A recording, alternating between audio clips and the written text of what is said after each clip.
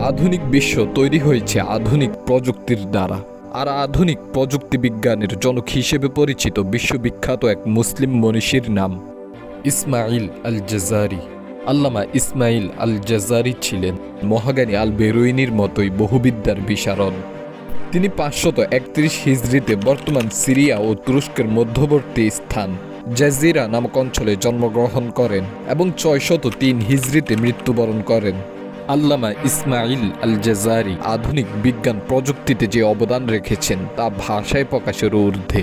তিনি প্রাচীন বিশ্বকে আধুনিক সভ্যতার আলো দেখিয়েছেন। আল্লামা ইসমাইল আল জাজারি তিনি তার জীবনে অনেক গুরুত্বপূর্ণ বিষয় উদ্ভাবন করেছেন, যা আধুনিক যন্ত্রবিদ্যা, রোবোটিক্স এবং অটোমেশন প্রযুক্তির ভিত্তি স্থাপন করে।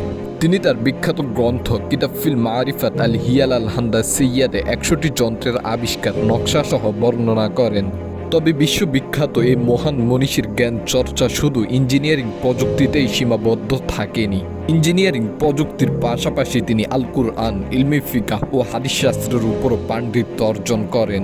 আধুনিক গণিত বিজ্ঞানেও আল্লামা ইসমাইল আল জাজারির অবদান অসামান্য।